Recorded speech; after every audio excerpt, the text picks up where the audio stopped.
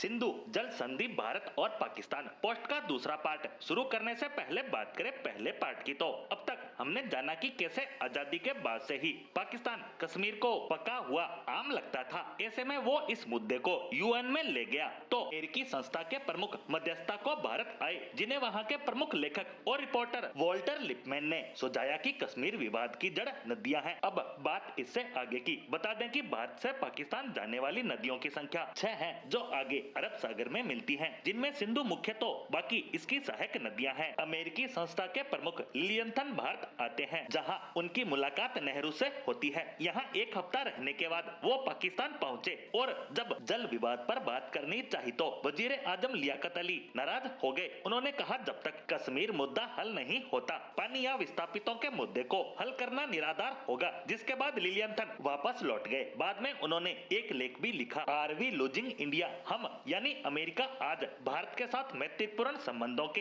अंत की शुरुआत देख रहा है। उन्होंने लेख के अंत में एक और बात भी लिखी कि नेहरू एशिया में लोकतंत्र की अंतिम आशा है, हालांकि इसकी गारंटी नहीं। इस लेख के पब्लिश होने के बाद लिलियंथन के फोन की घंटी बजती है। दूसरी तरफ थे वर्ल्ड बैंक के प्रमुख और उनके दोस्त यूजिन आर ब्लेक, जो इस संदर्भ में कहते हैं, मैं इस पर कुछ कदम उठाना चाहता हूं। और सितंबर 1951 को भारत और पाकिस्तान के प्रधानमंत्रियों को इस बाबत एक पत्र मिलता है, जिसमें लिखा था, हम दोस्त की तरह दोनों देशों के बीच सिंधु विवाद पर सुलह करवाना चाहते हैं। जिस पर नेहरू ने लिलियंथन के पत्र का जिक्र करते हुए कहा कि इसका कश्मीर विवाद से कोई संबंध नहीं। बहरहाल दोनों ही देशों ने वर्ल्ड बैंक के प्रपोजल को स्वीकार कर लिया, जिसमें एक एक इंजीनियर दोनों देशों का तो तीसरा वर्ल्ड बैंक का त्याग किया गया, ताकि एक टिकाऊ योजना बनाई जा सके। इस तरह एक दशक बैठकों में ही गुजरा। सितंबर 1959 में तत्कालीन पाकिस्तानी राष्ट्रपति ढाका की यात्रा पर थे। अचानक उनका विमान नई दिल्ली के पालम एयरपोर्ट पर उतरता है। वे पीएम नेहरू से मिलने आए, जहां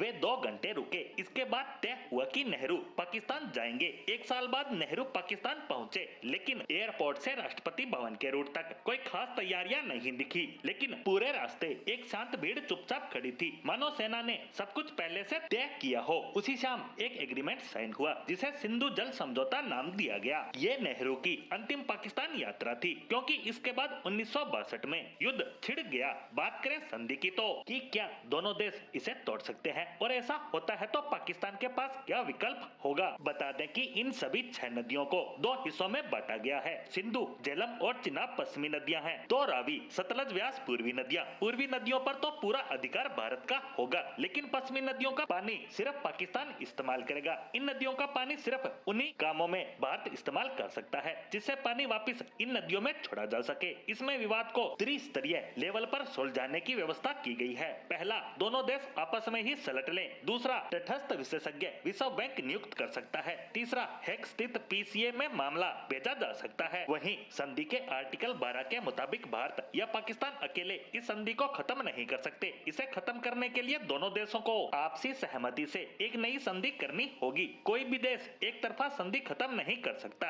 लेकिन वो कुछ वैध तरीके अपनाकर दूसरे देश पर दबाव जरूर बना सकता है। जैसे फिलहाल इस ट्रीटी को भारत ने होल्ड कर दिया है, और उसके बाद से ही लगातार दोनों देशों के बीच आपसी तनाव बढ़ता ही जा रहा है।